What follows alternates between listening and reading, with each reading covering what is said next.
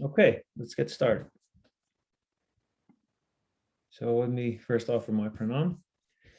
Vandeham Sri Guru Sri Uttaparakamalam Sri Gurum Vaishnavam Sri Rupam Sagrajatam Sahaganam Raghunathan Vitam Santam Sajivam Sadvaitam Savadutam Parijana Sahitam Krishna Chaitanya Devam Sri Radha Krishna Paran Sahagana Lalita Sri Visakan Vitamscha Om Gyati Mirandasya Gyanajana Salakaya Chakshur Unmilitam Yena Tasmai Shri Gurave Namaha Shri Chaitanya Manobishtam Stapitam Yena Bhutale Swayam Rupa Garamahyam Dadati Swaparantikam Namo Bhakti Vinodaya Satchinananda Namine Gaura Shakti Swarupaya Rupanuga Varayate Guru Maharaj ki Jai, Shri Vaishnav Sangha ki Jai. Ok, muy bienvenidos nuevamente todos. Quisiera realizar una anunciación previamente, que quizás como pueden notar mi internet va y viene un poco. Ha venido ha sido un poco inestable el domingo pasado durante la charla de Guru Maharaj. Entonces les pido disculpas, no hay algo que podamos hacer al respecto, entonces quizás mi conexión sea un poco inestable, pero vamos a tratar de hacerlo lo mejor. Y como Prabhupada decía, ¿no? Cuando suceda, en vez de uno molestarse, sino más bien darnos un espacio para preguntarse qué puedo reflexionar al respecto de lo que ya he escuchado y qué preguntas puedo realizar para profundizar más y más. He pensado en cómo comenzar esta clase y pensé que una de las buenas formas de iniciar para fluir a través de nuestro intelecto y mientras me reflexionaba en ello, quería hacer este ejercicio mental. Y imagina, y considera un poco en cómo el mundo ha sido tomado por el, por el poder del gobierno. Entonces el nuevo gobierno mundial ha decidido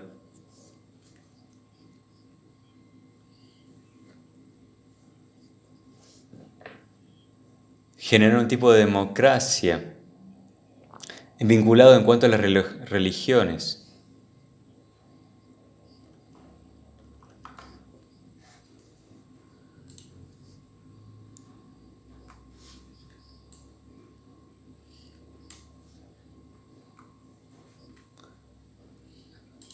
Entonces, si tú piensas a ti mismo dentro de este contexto,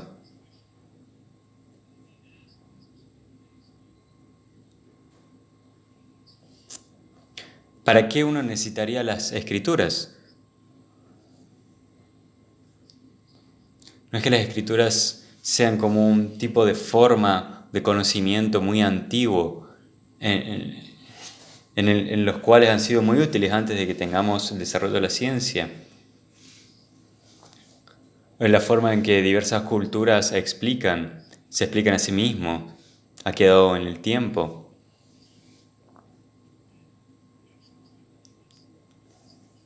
Y de hecho lo que está sucediendo es que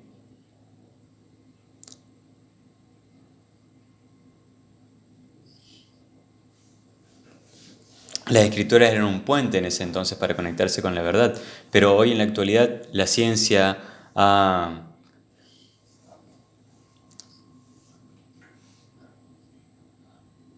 hecho posible que uno pueda conectarse de forma más directa con la información. Entonces la pregunta es, a nivel personal, ¿qué uno está haciendo para poder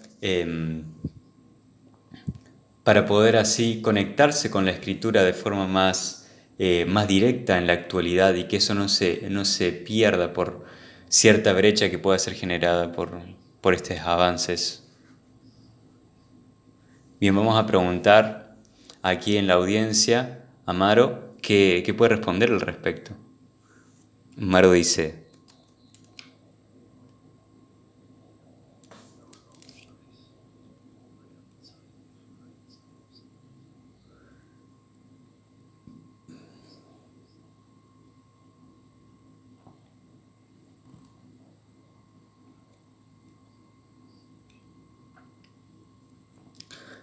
Uno podría preguntarse como cuáles son las bases del conocimiento si uno fuese científico, más allá de lo que uno sepa en la actualidad, de eso de dónde proviene.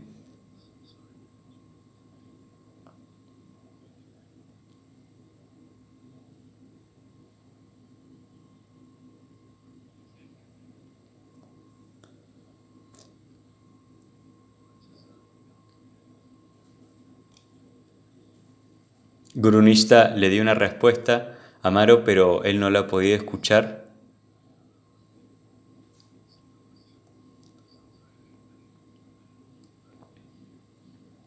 Y aquí un oyente está preguntando también cuál era la pregunta de Gurunishta Das.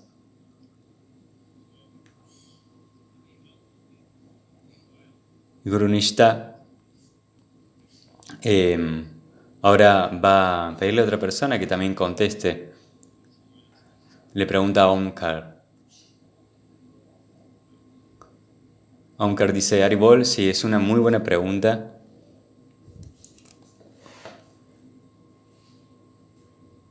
Y Omkar parece que tenía un inconveniente de conexión. Así que parece, aquí Prabhu Guru Nisha está diciendo que tal parece que estamos con problemas de conexión más de uno. Aquí vuelve Omkar y dice que, muy interesante la pregunta.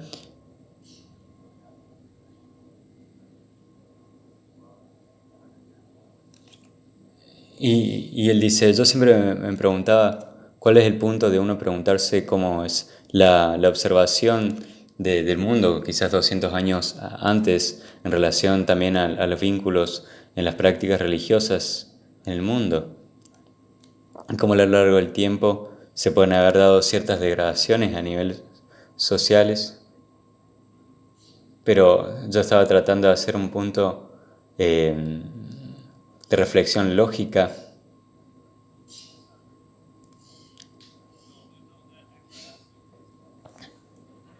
Pero en relación a eso estaba tratando de conectarme.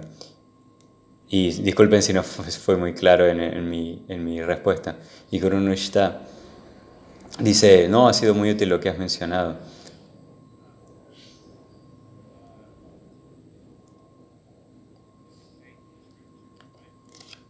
Y él menciona que uno comienza de cierta manera teniendo un poco de fe en las escrituras. Y este es un gran punto de partida. Y Omkar responde, sí, este es un gran punto de partida, lo cual ayuda a que uno pueda abrazar el conocimiento y desarrollar el tipo de fe, la cual es muy útil para poder justificar o respaldar el hecho de que uno incursione en una filosofía. Y como he escuchado una vez a Guru Maharaj decir,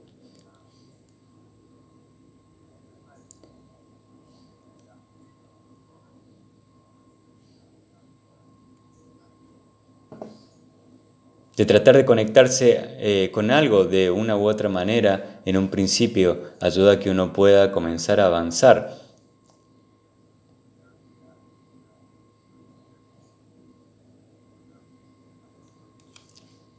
Y poder pasar de estar en nada a avanzar hacia algo. Y Guru Nishta responde y dice,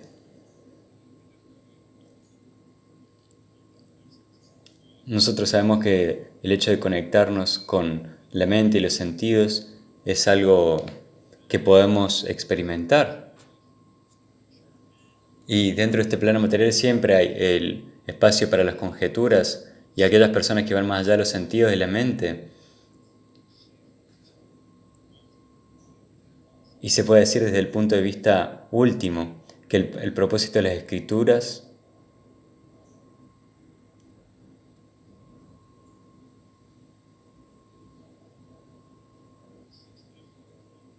se congeló un poco la imagen.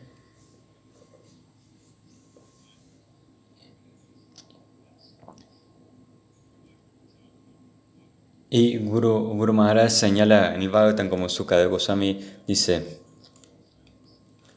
Esto es lo que los científicos de ese momento, en la época antigua, comprendían y veían al mundo.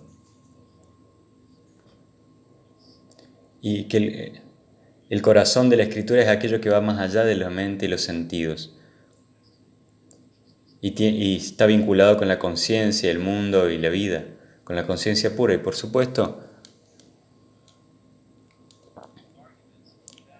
hay ciertos argumentos por parte de esas personas, pero cuando alcanzas a cierto nivel en donde comprendes y sientes que todo lo que mencionan las escrituras es real, es cierto, y que eso llega a un punto en el cual no se vuelve sostenible para con la realidad de este mundo, se pasa a otro estadio.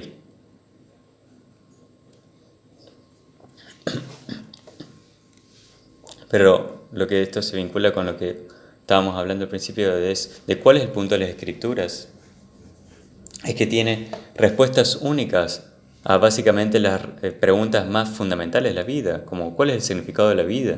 Y si uno piensa en el título de Jaiva Dharma, ese es lo que significa el título. Es cuál es la constitución posicional de la vida de los humanos. Todos los animales tienen cierto dharma, pero los humanos están realmente confundidos en cuanto a lo que tienen que estar haciendo con su vida y cuál es su función constitucional como humanos. Y tal parece que, bueno, no voy a avanzar más en ello, pero en este momento porque lo vamos a desarrollar a lo largo de nuestras charlas. Pero para responder la primera pregunta, es que una de las formas más sencillas de responder esto es que tiene una perspectiva única las escrituras. Pero al mismo tiempo, yo pregunto, comencé esta clase haciendo esta pregunta porque quería enfatizar el punto de que Bhaktivinoda siempre está hablando acerca de Sri Raj Vaishnava. Quiere decir que tomas la esencia de la tradición, no quedas atado, condicionado por las formas, la cultura, y que no, y que está más allá de eso. Y te enfocas así en la esencia de la tradición y que el entorno no te retiene, no te ata. Y cuando hablamos de escrituras hablamos desde esa visión. Lo que he mencionado en los primeros versos del Bhagavatam es que nosotros queremos trascender el plano material y que las escrituras es como que brindan justamente una guía para ir más allá del plano material. Entonces luego, cuando vemos las escrituras como Gaudíes, esa es la razón por la cual estudiamos las escrituras. Yo estaba pensando en cuando me estaba preparando para esta clase, ¿cuál sería una buena metáfora en relación a lo que son las escrituras? Quizás esto sea un poco... me surgió esta idea de lo cual pensaba. Es como una invitación a una boda.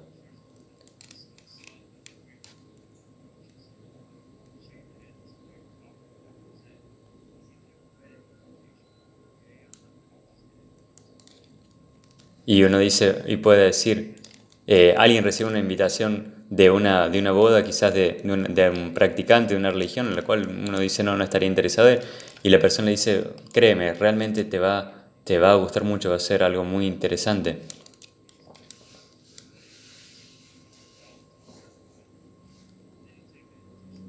Y luego te llevas la invitación a tu casa y luego un tiempo tú te empiezas a preguntar, me pregunto cuál tipo de celebración, de fiesta será. Y vieras la tarjeta de invitación con la presentación muy hermosa, bien decorada, toda esta información dispuesta.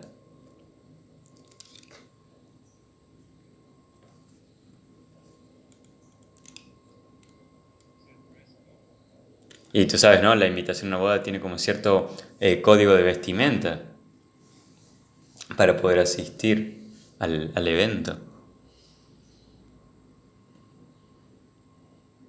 Voy a chequear que aquí algo está haciendo sonido en mi computadora y continuamos.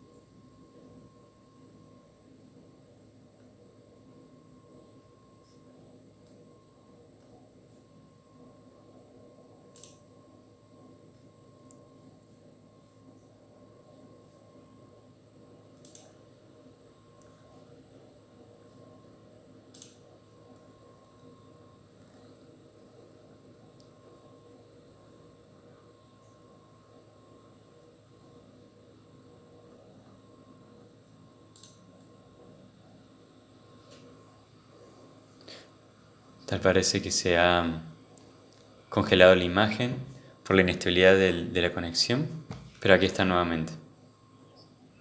Entonces, una vez que uno recibe tiene toda esta información en relación a la celebración de la boda, queda en uno decir si va a asistir o no. Entonces, esa es como la verdadera diferencia entre el foco espiritual y un enfoque religioso. El enfoque espiritual es cuáles son las reglas, de qué se trata para eh, poder asistir y cumplir todas las reglas, como la invitación de la boda, en lo religioso. Y lo espiritual dice, ok, de esta información, ¿cuál es lo más esencial para poder asistir?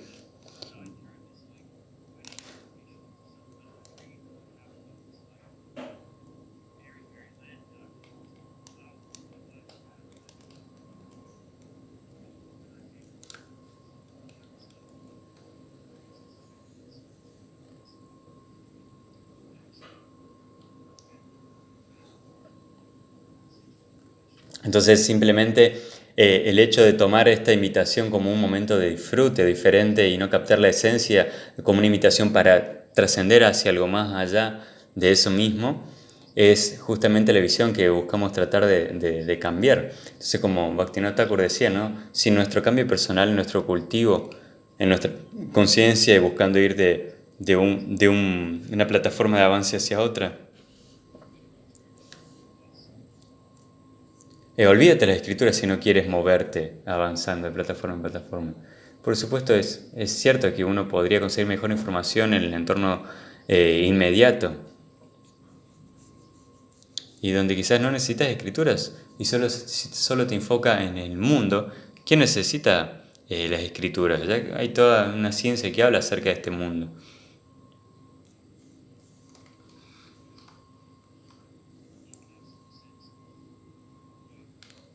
Y si caemos en esta molería y en el sentido simplemente de lo bueno y malo, uno necesitaría las escrituras para poder vivir una vida semejante. Pero el punto es que para los gaudíes las escrituras son una invitación para ir más allá de la realidad material, para alcanzar este estadio de Prem, de la unión perfecta con el absoluto. Y ahora que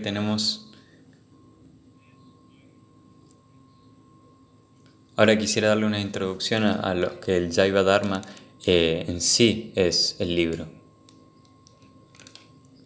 Tiene casi 900 páginas, como una novela espiritual escrita por Bhaktivinoda Thakur.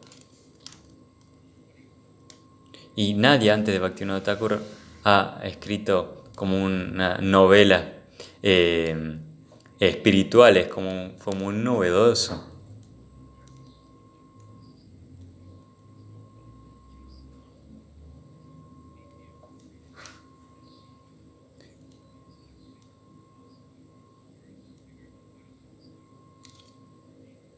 Y Bhaktivinoda Thakur pensaba, ¿no?, en relación al conocimiento, cómo puedo realizar una novela en relación a estas ideas gaudíes.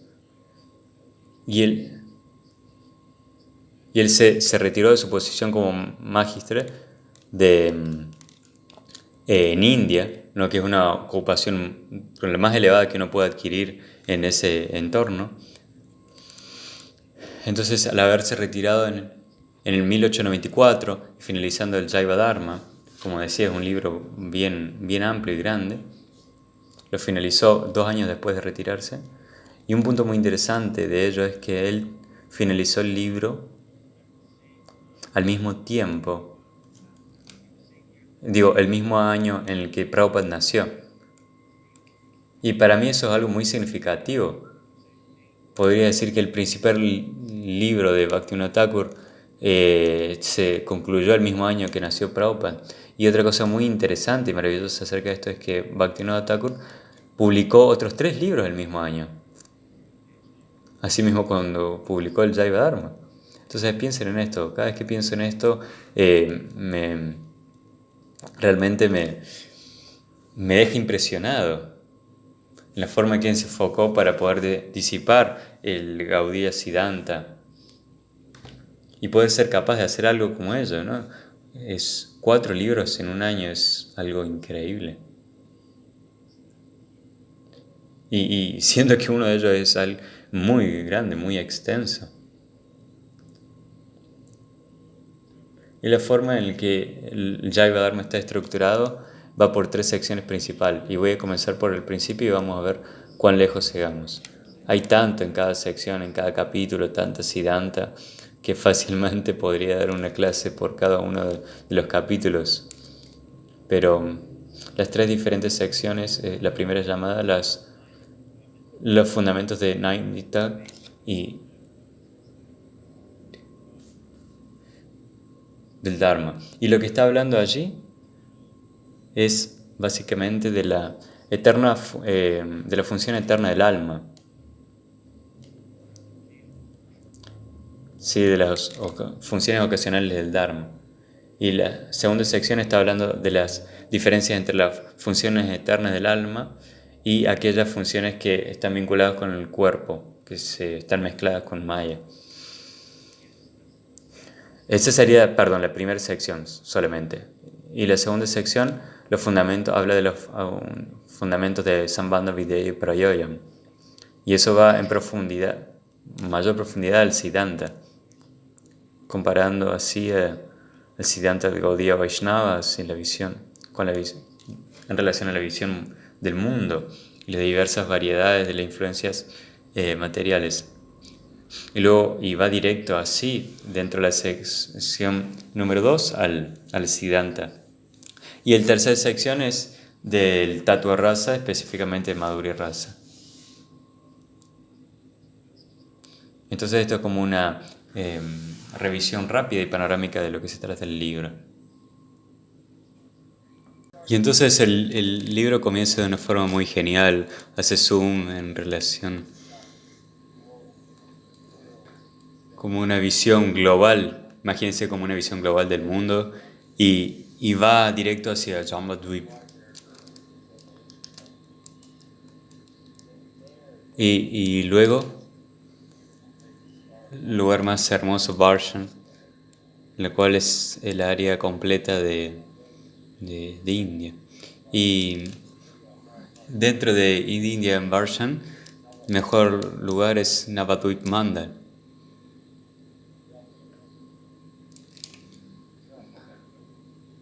Bien. Y dentro de Navadvip están las nuevas islas, y dentro de ellas Godrum Dvip es la misma, o quizás no decir la mejor, pero hace zoom en Godrum, y dentro de Godrum están todos estos kunjas donde los Babajis están haciendo sus prácticas. Y un kunja en particular es llamado Pradyumna Kunja, donde Prem Das Babaji está haciendo su bhajan, pasando sus días básicamente en una vida interna espiritual. Entonces este zoom nos está demostrando de qué va a estar desarrollando, donde todo el mundo nos enfocamos en esta persona, ¿no? Que es un Siddha Mahatma, que es completamente perfecto y está constantemente en su humor espiritual. Y él comienza hablando acerca de la vida de Prem Das Babaji, cerca de la cantidad de rondas del santo que canta, cuántas Danda Pranams ofrece a los Vaishnavas, a los devotos,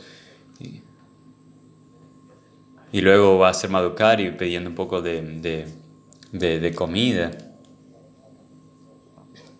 Luego habla de Jagannatha, uno de los asociados de Mahaprabhu. Y algo muy genial de este libro es que está situado en el tiempo de uno o dos generaciones después de Mahaprabhu en Navadvip. Entonces, por ejemplo, Prem Das Babaji, el Shiksha Guru de él es Pradyumna Brahmachari, que es también el asociado de Mahaprabhu. Entonces, en este momento, cuando la historia continúa, él envejece y está viviendo en su templo, en el templo de Nishingadev, adorándolo a él. Y están todas estas personas que han conocido a los 6 Goswamis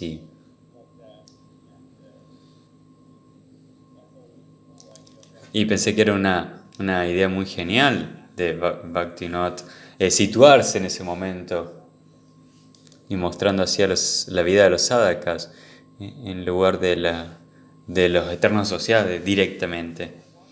Entonces, un día Prem Das Babaji está cantando sus 108 rondas y está sumido en un humor profundamente. Y en un momento toma conciencia y abre sus ojos y ve a este Madheva Sanyas que se ofrece Dandavat frente a él, completamente postrado en el suelo por un largo rato. Y finalmente ese Sanyas se para y le empieza a hablar a él y le dice que él era un Mayavada Sanyas en Kashi y ha sido un Sanyas por 12 años, pasando a los diversos estadios del Sanyas. Pero aún así él no siente esa bendición que se supone que viene a través de esa práctica. Y en un momento él estaba meditando en Brahma y su meditación es interrumpida por un devoto que canta Gaur Nityananda, y era alguien que estaba en pleno éxtasis y estaba rodando y cantando con los brazos elevados, danzando y llorando, era algo que no lo podía controlar. Y eh, él vio esta fuerte bendición en ese Vaishnava, dentro de su corazón. Y como este Sanyas tenía cierta repetición allí, en el lugar donde se encontraba, no se podía acercar a hablar con él y decir qué estás sintiendo, qué estás viviendo internamente. Y luego él trató de continuar con su meditación, pero no pudo. Y hubo un momento en que tuvo que dejar Kashi y seguir esa inspiración espiritual. Y él había escuchado acerca de Vrindavan y fue hacia Vrindavan a buscar a ese devoto, pero no lo pudo encontrar. Pero conocía a todos, otra serie de devotos que estaban glorificando a Nuadi por Mahaprabhu mismo. Y entonces él estaba muy ansioso de encontrar a esa inspiración espiritual que vio que estaba vivenciando ese devoto cuando él estaba allí en Kashi. Y termina en Mayapur. Allí todos en el pueblo de Mayapur estaban glorificando y todos hablan de Babaji y él allí fue a buscarlo y es cuando se postró a los pies de él, volviendo al punto anterior. Entonces al escuchar esta historia de Babaji Maharaj, por supuesto si uno ve un Mahatma, uno percibe esa humildad completa y ese éxtasis.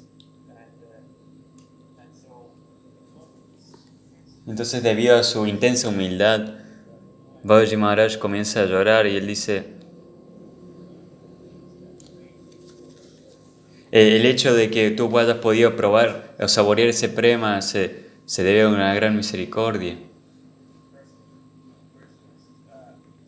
Y ese Babaji mismo se postra ante el Sanyas. Y el Sanyas comienza a llorar y ambos lloran y se abrazan y danzan por horas y horas. Y hay muchos de estos signos que se expresan en Jaiva Dharma, de esta extrema de emoción y de éxtasis y danza. Y para que sepan de una forma muy rápida, uno de mis grandes amigos devotos dijo que él no podía leer el Jaiva Dharma porque escuchar eso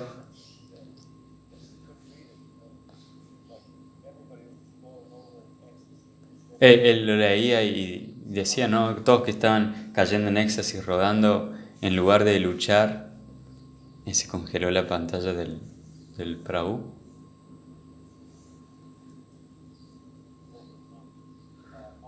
Y superar obstáculos y desafíos. Y él dijo, mi amigo, no lo pude leer por el hecho de que sentía que era un sentimiento que estaba más allá de lo que yo podía percibir. Y lo que yo le dije a él, a mi amigo, es que entender que el hecho de llegar a un Mahatma es algo muy elevado después de tantas vidas de búsqueda. Y si tú consideras y piensas en esos momentos en el cual hayas podido como sentir esta intensidad espiritual extrema en algún momento en tu vida. Y sucede para nosotros, por supuesto, por la misericordia de un devoto más elevado. Y entonces toma esos momentos de tu vida en donde tus emociones no las podías controlar y multiplica eso por 1.000.000 de veces. Y eso de manera continua. Y esa es la única forma en la que nosotros podríamos siquiera acercarnos un poquito a comprender la realidad de lo que Bhaktivinoda Thakur está tratando de escribir en su libro. Porque él tan solo puede escribirlo de los síntomas externos porque uno no puede realmente compartir de forma precisa para con otra persona lo que está experimentando internamente. Este tipo de descripciones se queda tan corta cuando se trata de emociones tan profundas. Y mi amigo no podía leer justamente este Jaiva Dharma porque él lo comparaba con ciertas otras novelas, otros tipos de literaturas. Entonces es muy importante que nosotros también comprendamos, tratemos de entender la emoción espiritual más elevada que los Mahatmas viven. Entonces tomen también esto que le comentaba a mi amigo, esos pequeños instantes en el cual hayan experimentado eso y tratar de elevarlo a una potencia. De esta manera podemos acercarnos a comprender un poquito. Entonces este encuentro, el de Sanyas y el Babaji, explotaron en esta éxtasis. Es algo quizá inconcebible, pero sucede. Y de hecho eso es lo que sucede, ¿no? Dentro de la purificación del proceso. Y esa es la meta por la cual estudiamos las escrituras, ¿no? Y alcanzaremos en algún momento de nuestras vidas. Y en nuestro progreso llegaremos a ello, ¿no? En Prem Bhakti y percibiendo y vivenciando todo aquello que se escribe en el Jaiva Dharma, que quizás personas normales no pueden comprender. Aquí nuevamente se tildó la transmisión.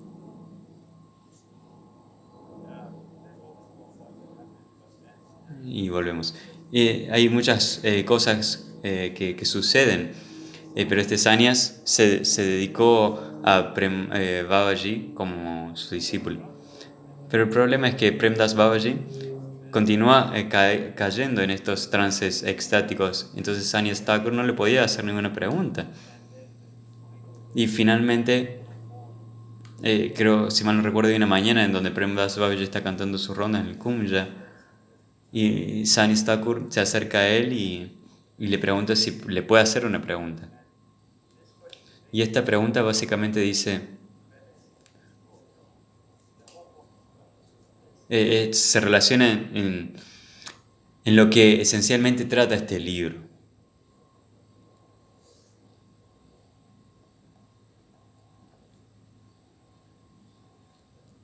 Nuevamente la conexión se ha tildado.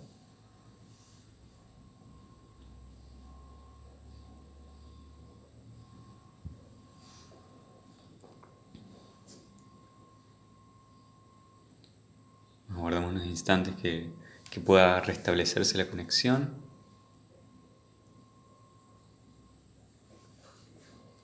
Aquí están. ¿Pueden oírme ahora?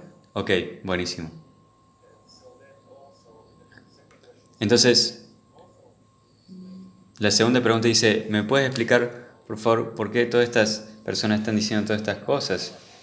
Si tan solo hay un karma, una constitución funcional eterna para el alma, ¿por qué hay tantas personas que están dando estas diversas respuestas? Y Babaji Maharaj comienza a orar a los pies del loto de Gaur Nityananda y él comienza luego a dar sus respuestas. Entonces, para comprender de qué se trata el libro de Jaiva Dharma, Jaiva Dharma significa el Dharma de la Jiva, entonces la función constitucional eterna de la Jiva, de la entidad viviente. Y realmente lo que significa es cuál es el significado de la vida, ¿no? En términos contemporáneos eso es lo que es. Y quiero hablar un poco acerca para poder mostrar acerca del mundo en el cual vivimos, cuál es el significado de la vida en comparación con el Jaiva Dharma, responde, cuál tipo de respuesta se ofrecen allí y hablar un poco acerca de ello. Entonces, las respuestas más comunes de cuál el significado de vida es, y las respuestas más comunes son dos, que aparecen una y otra vez. La número uno es relacionada a lo social, ¿no? Familia y amigos. Y luego felicidad es la número dos. Estas dos pueden ser intercambiables, ¿no? Ese primero, segundo, uno u otro.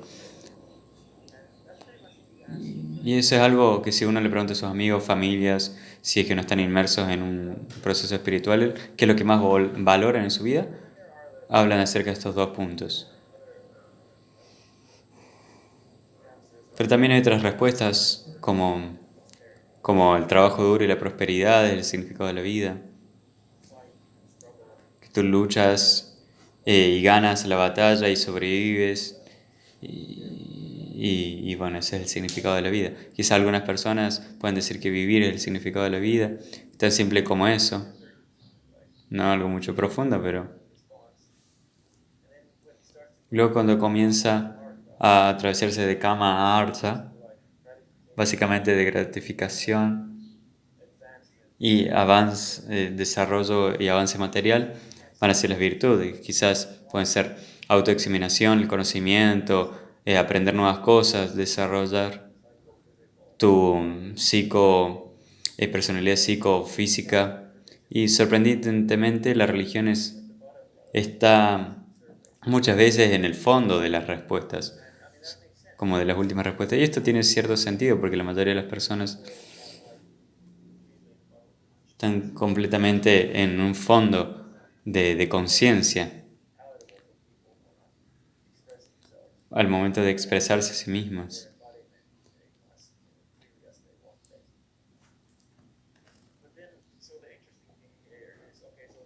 Lo interesante es que, bueno, quizás las personas normales digan esto, pero, y bueno, las autoridades de hoy, ¿no? Son la filosofía y la ciencia. ¿Y qué dice la ciencia acerca del significado de la vida? Bueno, ellos dicen, no hay, no hay significado. Ellos dicen, la ciencia no se supone que responde el por qué, responde el cómo. Lo cual significa es que tan solo observan las funciones del mundo externo y hacen generalizaciones. Y basadas en esas generalizaciones,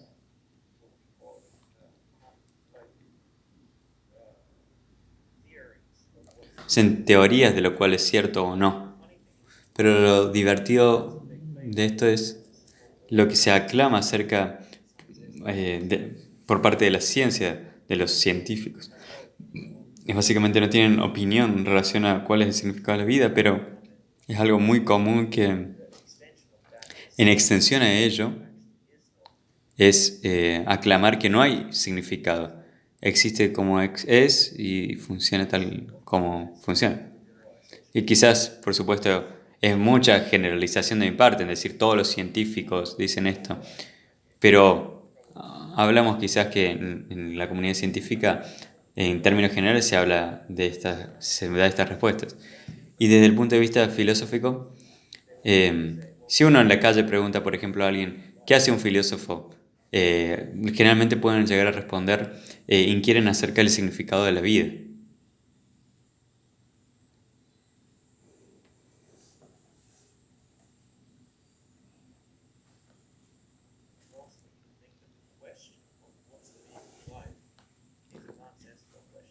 Y muchos pueden pensar que esa pregunta de cuál es el significado de la vida puede que no tenga sentido en sí misma.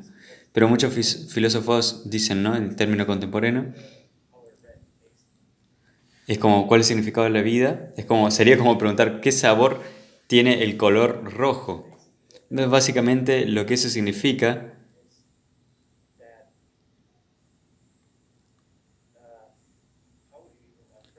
es, ¿cómo podría desarrollar y explicarles esto? A ver, es que, sí, no sé cómo bien desarrollarlo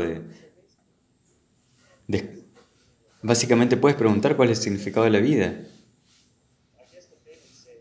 Porque yo creo que lo que ellos dirían es que la vida es algo subjetivo que sucede y el significado es algo de lo cual nosotros desarrollamos y construimos nuestra psiquis. Y hay dos cosas que no funcionan completamente juntas. Entonces preguntar cuál es el significado de la vida o cuál es el significado de la existencia es como tratar de comprender. Y lo que me deslumbra acerca de esto es que simplemente se asume en un hecho absoluto, o lo cualitativo, esencial de la vida es completamente subjetivo y esto no es real. Diciendo también no que esto es una pregunta que no tiene sentido, en lugar de decir, desde mi punto de vista, esto es una pregunta que pueda no tener sentido. De todas formas, es interesante no pensar que quizás ellos puede pensar que no es una pregunta ridícula y la respuesta puede ser que es algo que no tiene sentido. Pero por supuesto, volviendo a nosotros, desde el Gaudiya Vaishnavismo, todas estas respuestas son algo que no brindan satisfacción. Yo en lo personal siempre trataba de indagar, inquirir y comprender también por qué pensaban así o así otras personas. Y buscando respuestas en lo que significa la vida en sí.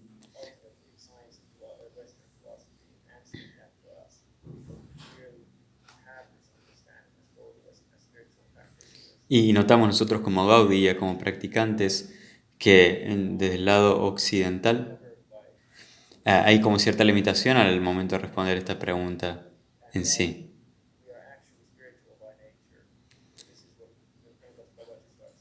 Y nosotros sabemos que en esencia somos espirituales, más allá de los aspectos materiales. Y esto es lo que comienza a responder Babaji Maharaj, ¿no? Y buscar purificar nuestra conciencia a través del sadhana bhakti.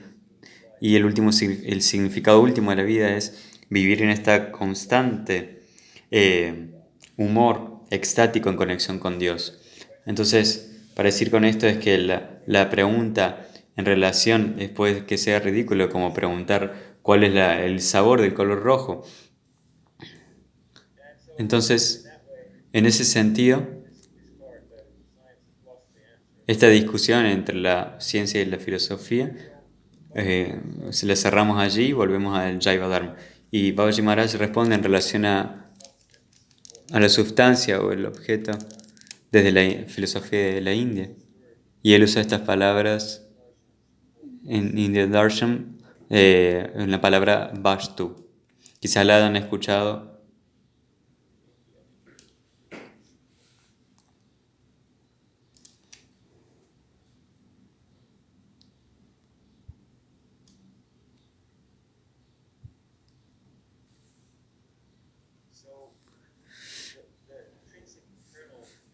Entonces la naturaleza intrínseca de este Vastu o el objeto es el Nitya Dharma. Y este es uno de los dos términos que repite una y otra vez, se repite una y otra vez en la primera sección del Jaiva Dharma. Es Nitya Dharma. Y la naturaleza adquisitiva que proviene de una conexión a largo plazo,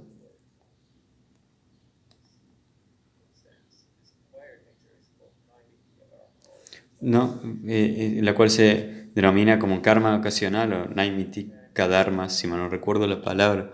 Entonces, en otras palabras, para esta naturaleza es nisharva. Quizás muchos términos, pero traten de seguirme el hilo.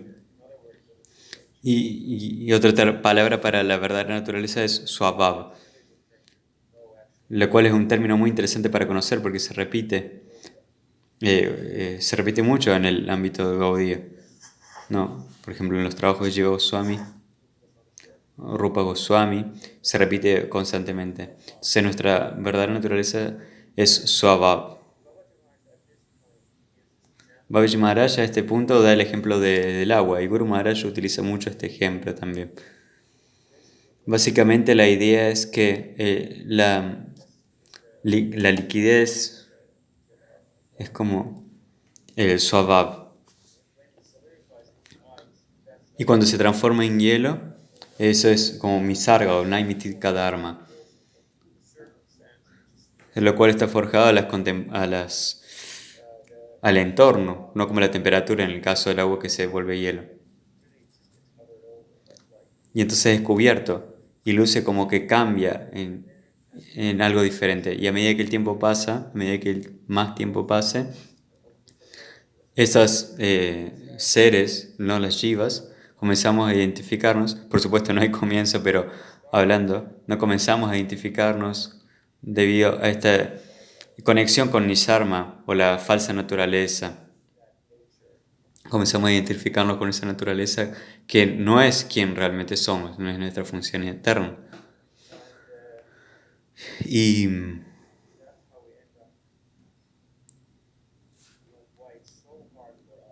y así llegamos a comprender por qué es tan difícil dejar nuestros apegos, nuestra identificación corporal, porque básicamente nos hemos mal identificados por siempre, ¿no? Porque estamos hablando de algo que no tiene comienzo, quizá algo que no podemos comprender con nuestro cerebro, pero eso es por qué es tan difícil de purificar nuestra conciencia. Es decir, llegamos a un punto en el cual nuestra verdadera y pura conciencia se siente como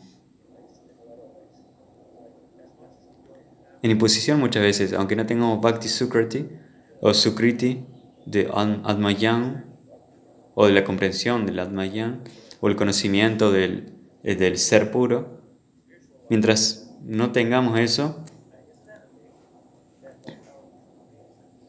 no podremos comprender, ¿no? Entonces nuestra verdadera naturaleza está intrínseca y está allí oculta porque hemos pasado tanto tiempo con esta falsa identificación.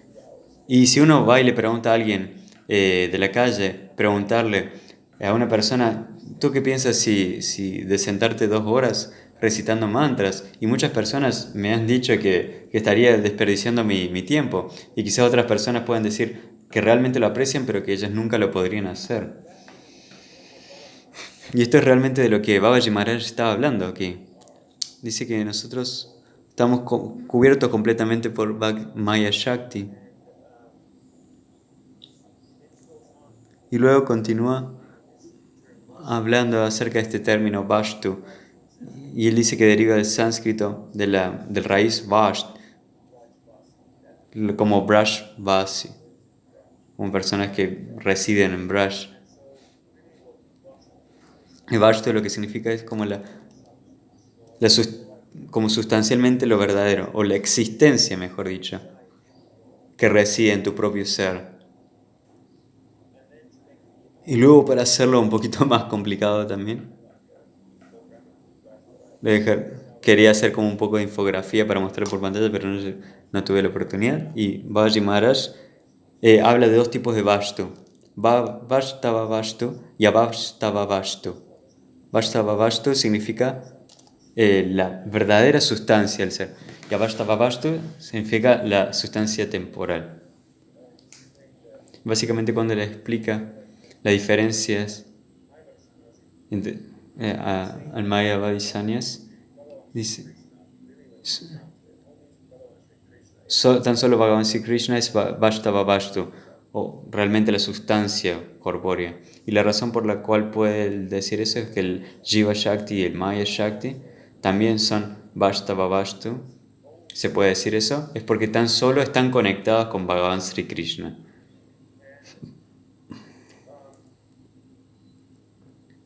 Y básicamente está haciendo un punto aquí, ¿no? De que tan solo Krishna es la real sustancia y lo que está conectado a él y fuera de él, ¿no? Lo temporal, las apariencias que tenemos en el mundo, todo eso es avashtava vashtu, luce como un objeto, es un objeto por un tiempo, pero en realidad es como un espejismo, no existe realmente. Yo estoy viendo aquí el reloj.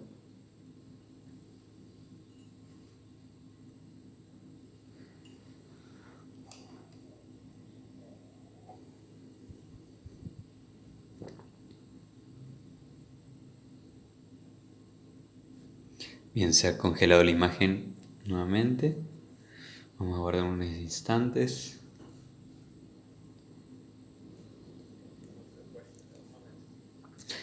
Y vamos a pasar a los comentarios o preguntas. Estas son algunas de las cosas que quería hablar con ustedes.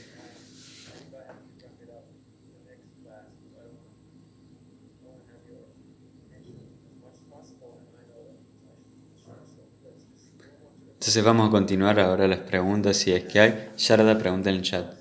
¿Este Vashtu también tiene una conexión con el significado de nuestra verdadera posición constitucional? Sí, sí lo tiene.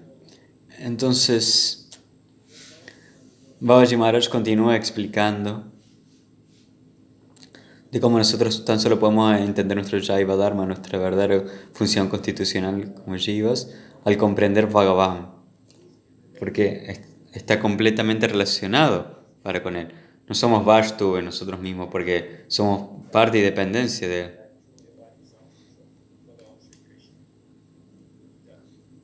Muchas gracias. Entonces, ese es realmente nuestro Vashtu.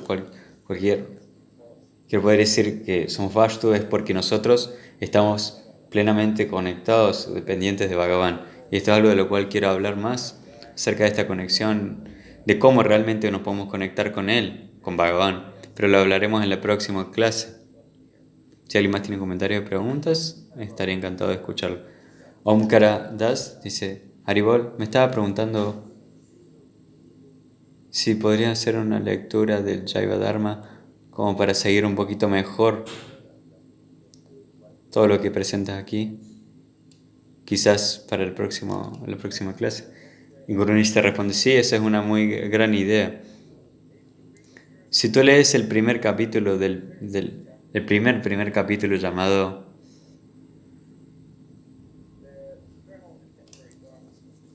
el Dharma temporal y eterno de la Jiva. Si quieres seguir más puntillosamente lo que yo estoy aquí planteando, les puede dar un poquito más de visión acerca del libro. Y sería fantástico si tienen tiempo de leer el primer capítulo de Jaiva Dharma. O pueden escucharlo. Naren Maharaj, su grupo tiene un audio online. Si buscas Jaiva Dharma audio, tú puedes encontrarlo.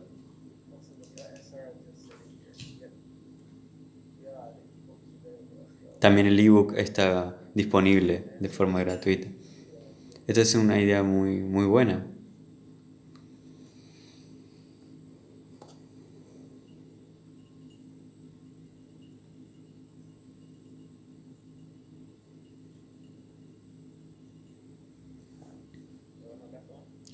Estoy de regreso nuevamente. Me había quedado sin señal. ¿Alguien tiene más una pregunta por aquí? Haripriya dice, sí, Haribol, muchas gracias. También he estado con dificultades técnicas, pero tengo una pregunta. Yes. Saber un poco más del detrás de escena del Jaiva Dharma, por ejemplo, cuál fue la motivación para Srila Bhaktivinoda Thakur para escribir ese libro, o una discusión teológica que ha tenido con alguien y él quería contribuir, o que haya él escuchado. Si nos puedes comentar un poquito más acerca de esto. Sí, esta es una pregunta muy interesante. De hecho, yo traté de profundizar y averiguar acerca de eso y fue muy difícil encontrar alguna información interesante acerca del Jaiva Dharma en sí. ¿Y qué estaba sucediendo en esa época del tiempo? No tuve tiempo para ir a su biografía. Lástima que Brigu no está conectado porque él nos podría dar una respuesta más que nos ilumine. Pero antes de la próxima clase voy a contactarlo a Brigu y él seguramente nos podrá dar información y yo les compartiré.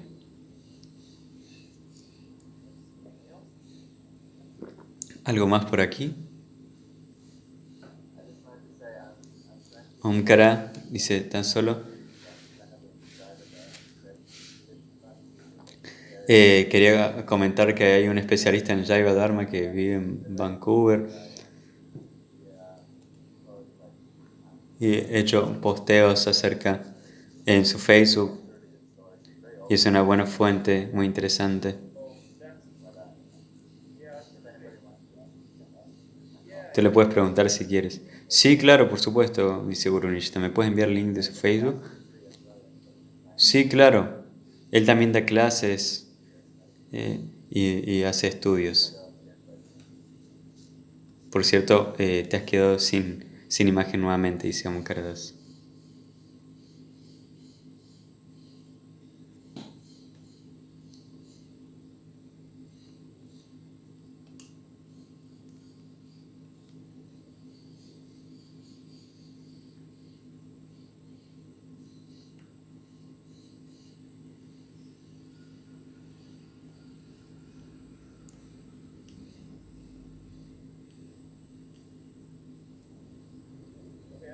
Ok, que sí, creo que me pueden escuchar ahora.